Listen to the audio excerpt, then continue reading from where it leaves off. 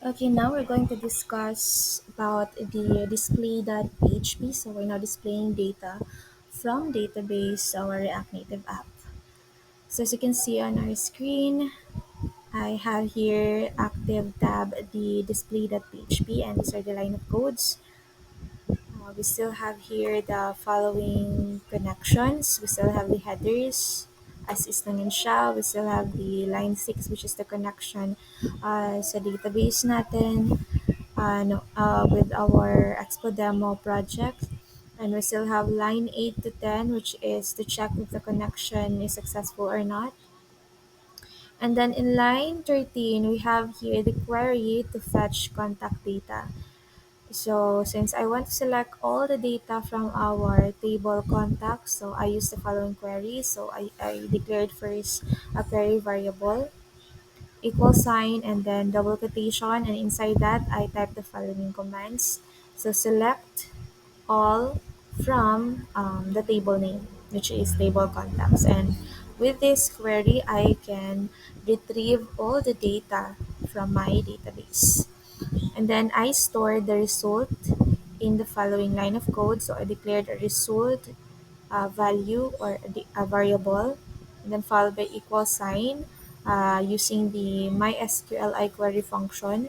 So I retrieve the result query and also I call the declared connection so that I can now proceed to the following. Okay, here in line 16, I created an empty array called contacts.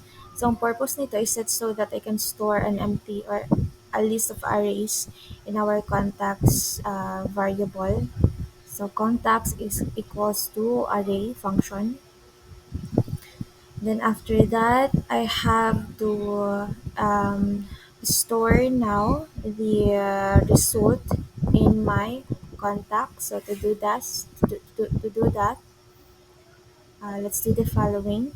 So in line 17, this starts a while loop that iterates over each row in our result MySQLi fetch ASOC.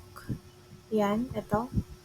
So it iterates over each row and then it fetches the current row as an associative array and moves the pointer to the next row. So, kumbaga, i-iterate niya lang yung pag-fetch ng data sa database natin. And then each fetch row is stored sa row for further processing. Stored here for further processing. Okay, next in line 19, we have here the image equals is set, row, image, and basta marami yan siyang line of code dyan. Okay, I have here in line 18, so I commented this out, so just delete that one. Okay, again, in line 19, ang purpose niyan is it just checks if the image key exists in the row. If it exists, image is set to its value, otherwise it's set to null. So the reason why I included this one kasi as what I've stated, yung image kasi is optional lang naman na mag-input yung user. So that's for line 19. For line 20, we have here a condition. So this condition just checks if the image has a value. So if the image exists, further processing will occur to handle the image data.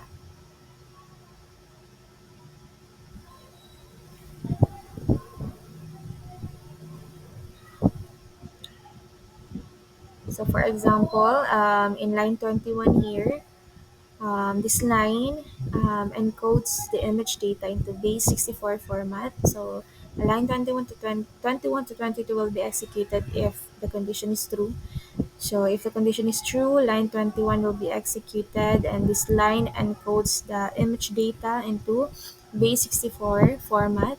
So you have to convert it so that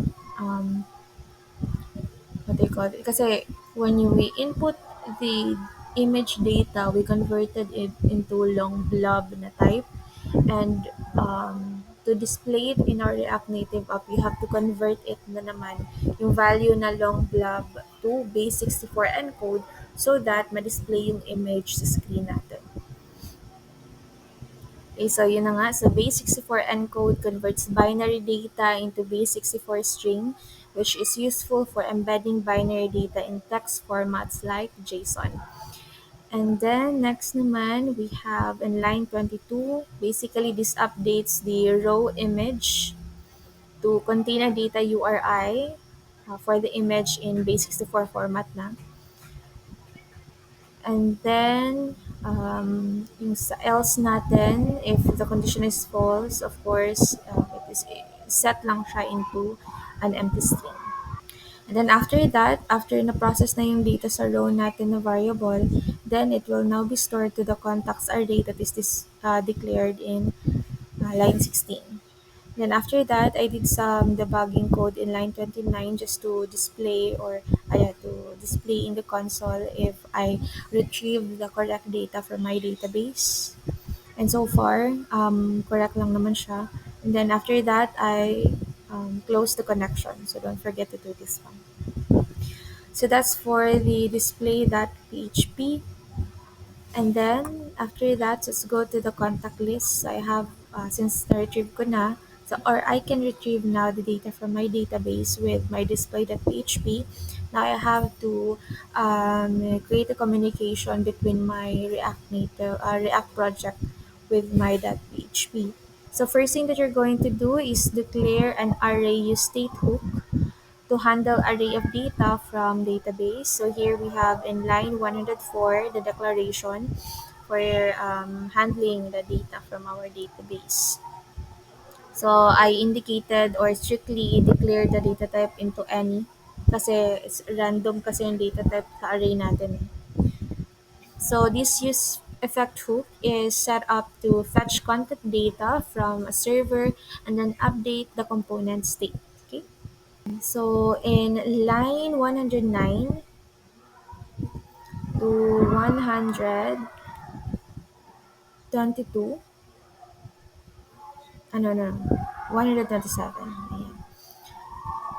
So basically, ang purpose nito is when the file or when the project is loaded, this line of code will be triggered.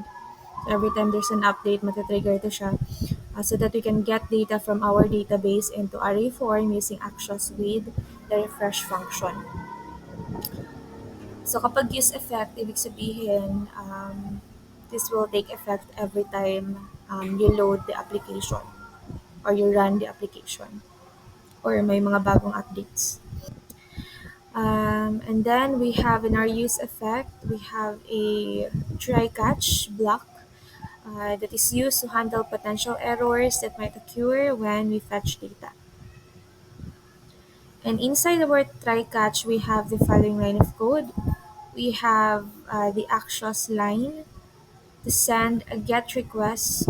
So get request ang purpose is of course to retrieve data from our database. Okay, to send a get request to the specified URL, which is the display.php, which is expected to return a list of contacts in JSON format. And then we also have, okay, so here after the actions line, I added a debugging code, which is a console.log. I just want to see the list of data from PHP to React Native if correct ba siya. And then after confirming that it is the correct data, so I set the constant data, which is I declared earlier as use state hook. So I set the contact data with the response.data, which is from this URL retrieve using the display.php, which is here sa discuss natin earlier, which is ang purpose is to retrieve data from our database. So nasa set contact data na siya, therefore we can now actually access those data. And then here in our catch, it's just to display if mag-error ba siya. And then finally, of course, we set the refresh data into false para magbago yung state ni refresh data function, which is here in line 105. Okay, so that's the use effect function for displaying data in our database. And then for displaying na talaga, so ito yung components na ginamit natin. So nag-scroll view tayo and then I added some styles. Ayan. So here in line 133 again, this is a condition which checks if the contact data, which is our use state hook, chine-check niya lang kung may laman ba yung contact data natin or wala. And then if may laman siya, therefore imamap niya na yung contact data. Iha na itong isa-isahon o buha sa ato ang um, array with this one.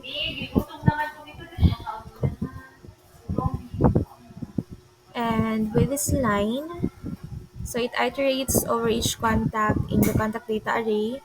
And then the index here is used as a unique key for each card. Ganyan.